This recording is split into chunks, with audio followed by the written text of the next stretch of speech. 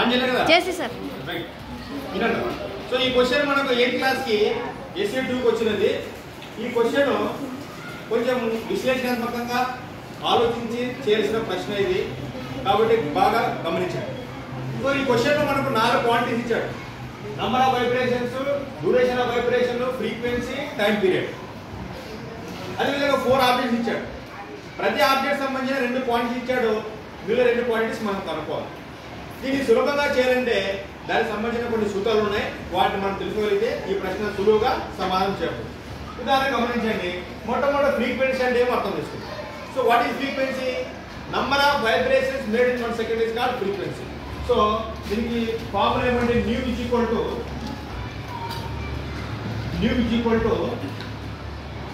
n/t సెకండ్లలో. n అంటే number of vibrations, time in seconds. So ఈ ఫ్రీక్వెన్సీ క్వశ్చన్ ఫార్ములా ఆధారంగా మనం n రాసుకోవచ్చు. n ఏమవుతుంది? n is equal to nu into T అవుతుంది. న్యూ ఇంటూ టీ అవుతుంది. సో అదేవిధంగా డ్యూరేషన్ ఆఫ్ వైబ్రేషన్ మనం చూసినట్లయితే టీ ఇజ్ ఈక్వల్ టు ఏమవుతుంది? n/న్యూ అవుతుంది. సో ఫ్రీక్వెన్సీ అంటే time period. Time period means number of vibrations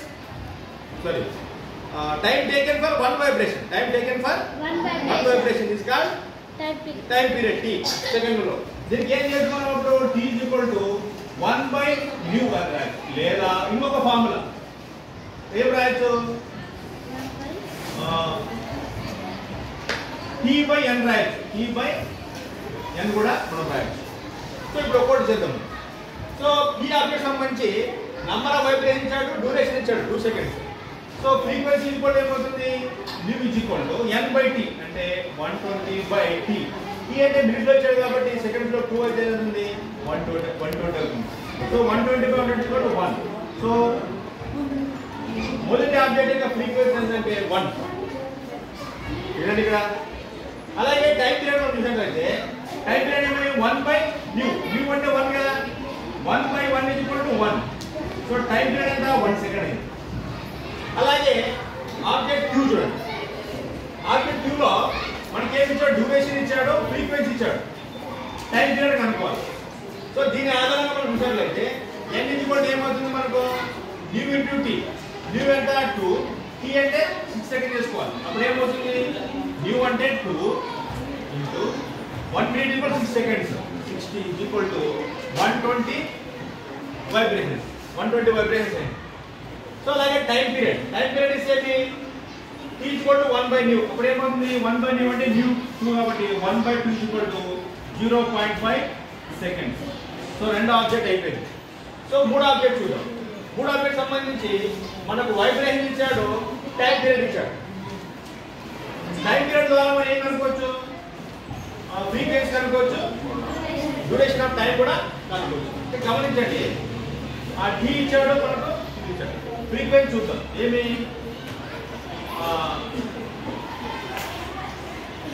frequency equal to t equal to 1/nu అయినప్పుడు new equal to 1/t అవుతుంది.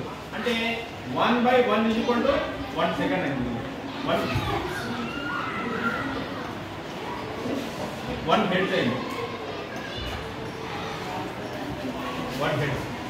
అలాగే ఇప్పుడు మనకు t కావాలి. t ఈక్వల్ టు ఏమవుతుంది?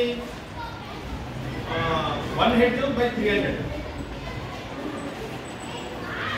300/nu. 300/nu అంటే ఎంత? న్యూ 1 ఈక్వల్ ఏమైంది? 300 సెకండ్స్. 300 సెకండ్స్ అంటే ఏమి? 5 మినిట్స్. అలాగే ఎస్ ఆబ్జెక్ట్ చూద్దాం. ఎస్ ఆబ్జెక్ట్ ఏమి ఇచ్చాడు మనకు? న్యూ ఇచ్చాడు, టీ ఇచ్చాడు. సో టీ కనుక్కుందాం. టీ ఈక్వల్ ఏమవుతుంది? n/nu కాబట్టి 60/0.2 ఈక్వల్ ఏమవుతుంది? 300 సెకండ్స్ అవుతుంది. అదే 5 మినిట్స్ అవుతుంది. సో దీని ఆధారంగా మనం టైం పీరియడ్ కనుక్కోవచ్చు. 1/0.2 ఈక్వల్ టు 1/0.2 ఈక్వల్ ఏమైంది? 1/0.2 అంటే మనకు 5 సెకండ్స్. సో ఈ విధంగా మనకి ఈ ఫార్ములాస్ 4 క్వాంటిటీకి సంబంధించిన ఫార్ములాస్ రాసుకోగలిగితే ప్రతి క్వాంటిటీని మనము ఈ ఫార్ములాస్ ఆధారంగా లెక్కే చేర్చాము. సో ఇవి ఒకదాని కూడా ఇంటర్ లింక్డ్ అని మనం చెప్పొచ్చు.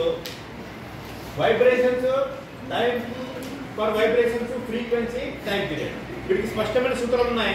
వీటిని గుర్తుంచుకోండి. దీని ఆధారంగా మనం చేస్తే సులభంగా ఆన్సర్ చేయాలి.